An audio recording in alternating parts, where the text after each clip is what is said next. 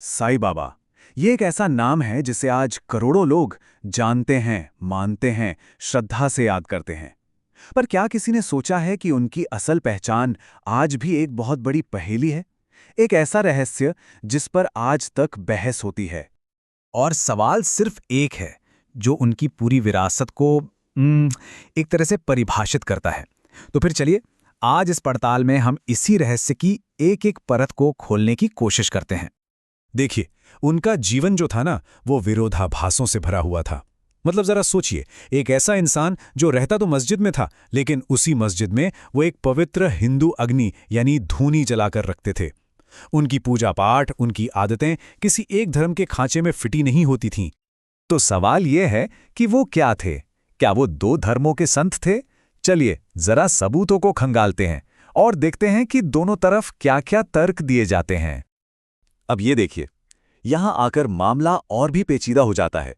एक तरफ वो धुनी जलाते थे, उनके कान नाथ योगियों की तरह छिदे हुए थे, वो भजन कीर्तन करवाते थे, माथे पर चंदन का तिलक भी लगाते थे। तो क्या वो हिंदू संत थे? पर दूसरी तरफ उन्होंने पूरी जिंदगी एक मस्जिद में गुजारी, सूफी फकीरों जैसे कपड़े पहने, उनका नाम साईं भी फारसी से आया है, और वो हमेशा कहते थे अल्लाह मालिक। तो क्या वो एक मुस्लिम फकीर थे? देख रहे हैं, दोनों तरफ कितने मजबूत तर्क हैं। इस गुत्थी को सुलझाने का एक ही तरीका है।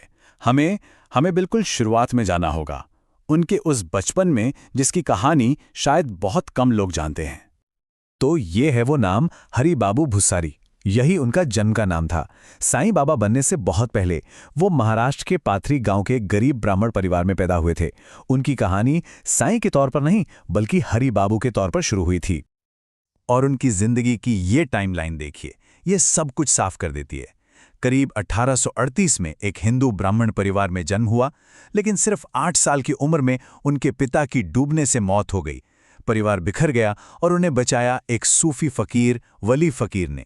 फिर करीब 12 साल की उम्र में उन्होंने सूफी संत रोशन शाह से इस्लामी ग्रंथों की पढ़ाई की, लेकिन दिलचस्प बात यह है कि उन्होंने कभी धर्म बदलने से साफ मना कर दिया। और फिर अपने गुरु की मौत के बाद वो हिंदू नाथ योगियों के साथ घूमने लगे, उनकी परंपराओं को भी अपनाया। मतलब शुरू से ही उनकी जिंदगी हिंदू और इस्लाम दोनों के गहरे रंगों में रंगी हुई थी। अब यहां से उनकी जिंदगी का सबसे अहम मोड़ शुरू होता है। वो सफर जो एक लड़के हरि बाबू को एक महान गुरु बनाने वाला था। एक सच्चे गुरु की तलाश। ये तलाश उन्हें ले आई वेंकुशा के आश्रम में। वेंकुशा जो दत्त परंपरा के एक महान गुरु थे। यहीं हरि बाबू को वो राह दिखाने वाला मिला जिसकी उन्हें तलाश थी। और इसी आश्रम में एक ऐसी घटना हुई जिसने सब कुछ बदल दिया। हुआ ये कि जब हरि बाबू तपस्या कर रहे थे तो कुछ कट्टरपंथियों ने उन पर हमला कर दिया। उन्हें बचाने के लिए उनके गुरु वेंकुशा बीच में आ गए और वो ईंट उनके सिर पर जा लगी। हरि बाबू ने उस ईंट को हमेशा के लिए अपने पास रख लिया, अपने गुरु के बलिदान और उनके प्यार की एक निशानी के तौर पर। और वो जो खून से सना कपड़ा था, वेंकुशा ने उसे अपने सिर पर 3 तहों में लपेटा। ये सिर्फ एक पट्टी नहीं थी, इसकी 3 तहें थीं। ज्ञान, सुरक्षा और मोक्ष का प्रतीक।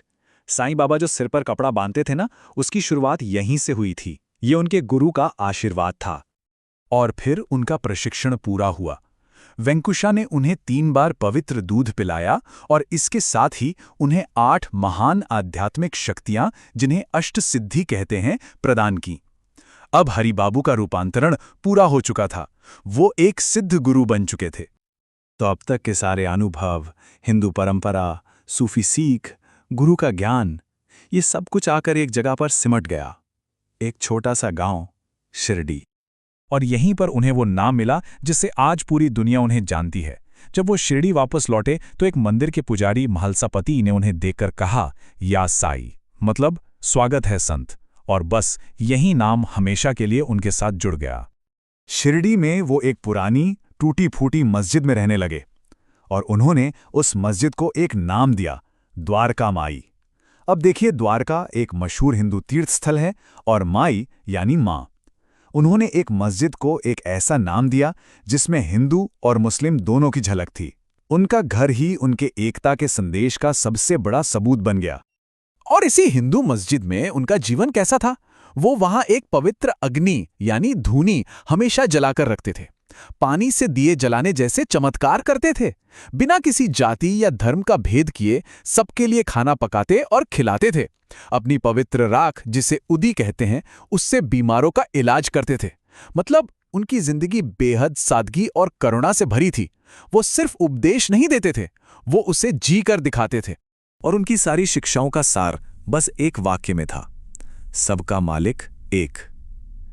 यही था हिंदू या मुस्लिम वाले सवाल का असली जवाब। एक सीधी सी घोषणा कि रास्ते भले ही अलग हों, लेकिन मंजिल, वो मालिक एक ही है। लेकिन हर कहानी का एक अंत होता है, चाहे वो चमत्कारों से ही क्यों ना भरी हो। और उनका अंत, वो भी उनके गुरु के उसी बलिदान की निशानी से जुड़ा हुआ था। हुआ ये कि वो जो पवित्र ईंट थी, जिसे उन्होंने दशकों से संभाल कर रखा था, वो एक दिन गलती से किसी के हाथ से गिरी और टूट गई। और जैसे ही वो ईंट टूटी, बाबा समझ गए।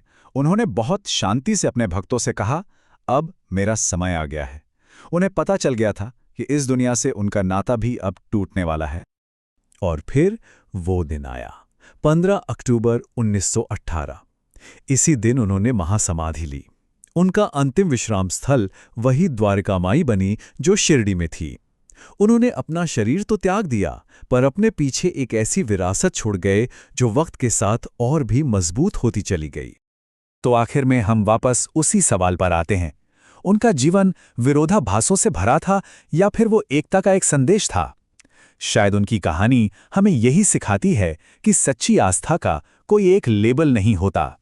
शायद उनका मकसद किसी एक खांचे में फिट होना था ही नहीं, बल्कि ये दिखाना था कि ईश्वर, वो दिव्यता, हमारे बनाए हर धर्म, हर खांचे से कहीं ज्यादा बड़ी है।